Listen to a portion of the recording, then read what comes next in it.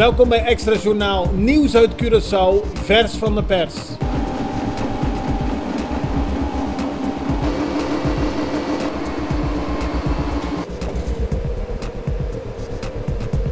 En dit is het nieuws van vandaag. Gevangenen van de Centro de Detención y Corrección Curaçao hebben een advocaat in de arm genomen. Ze willen dat er iets wordt gedaan aan de volgens hen ahygiënische omstandigheden in de gevangenis, maar ook aan een situatie waarin volgens hen mensenrechten worden geschonden. De Extra meldt het vanochtend omdat er een advocaat door de gevangenen in de arm is genomen die binnenkort een kort geding wil beginnen. Dat kort geding is gericht tegen de overheid. Ook is er een petitie getekend door gevangenen waarin onder meer wordt verwezen naar rapporten van het Europese Comité voor de Preventie van Marteling. In 1994 en 2007 heeft het onderzoek gedaan op Curaçao en beide keren schending van de mensenrechten aangegeven. Daarover zijn aanbevelingen gedaan aan de overheid, maar volgens de gevangenen zou die niet volledig zijn opgevolgd.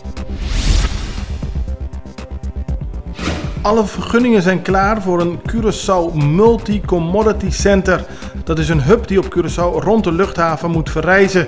Het is geïnspireerd en ook mede vormgegeven door een Dubai Multi-Commodity Center. Het is een plan waar minister-president Eugène Ruggenaat hard aan heeft gewerkt, al vanaf de tijd dat hij minister van Economische Zaken was. Toen is er een akkoord getekend, onder meer met de Curaçao Airport Holding. Nu zijn alle vergunningen klaar. Het is een grootschalig project waarin meer bedrijvigheid moet gaan plaatsvinden rond de luchthaven en dat ook moet leiden tot veel meer werkgelegenheid. Ruggenaat is er een groot voorstander van en wil in 2019 daadwerkelijk een begin met het Curaçao Multi-Commodity Center maken.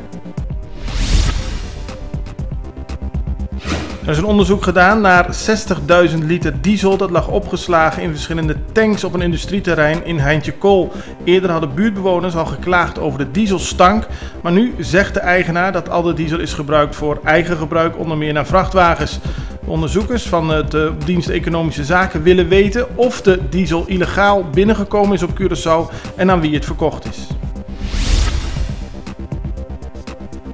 Een lezing over het beleid wat de Curaçaose overheid heeft rond medicinale cannabis is gisteren druk bezocht. Minister van Volksgezondheid Camelia Reumer gaf een lezing op de Universiteit van Curaçao en daarbij waren heel veel mensen aanwezig. In eerste instantie was het vooral bedoeld voor landbouwers, apothekers, mensen die bezig zijn in de juridische sector of notarissen. Maar veel meer mensen wilden weten wat de overheid hier nu precies van vindt. De aula was niet groot genoeg om alle mensen een zitplaats te kunnen geven. Ook op Aruba is er veel aandacht voor het gebruik en de introductie van medicinale cannabis. Er is ook kritiek op diezelfde minister van Volksgezondheid, Suzy Camelia Reumer.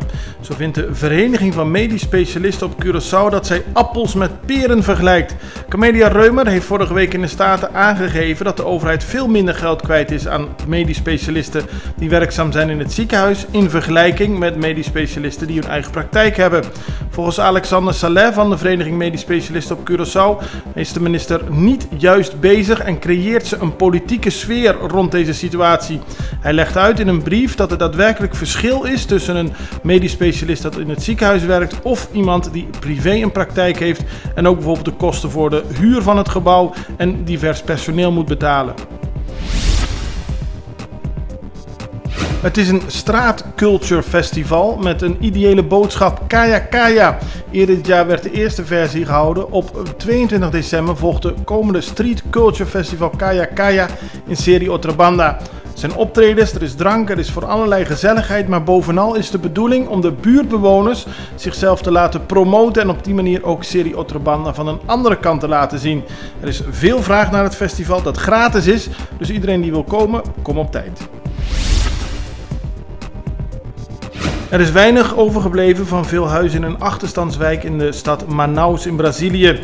Honderden mensen moesten hun huizen ontvluchten nadat er brand was ontstaan. Dit leidde tot een vreselijke tafereel waar mensen moesten vluchten en nog op een allerlaatste manier spullen probeerden te pakken. De oorzaak van de brand lijkt een zogenaamde pressure cooker te zijn die in een van de oude steden van Brazilië een enorme vuurzee heeft veroorzaakt. Dit was Extra Journaal met nieuws uit Curaçao in het Nederlands, elke doordeweekse dag. Tot de volgende keer.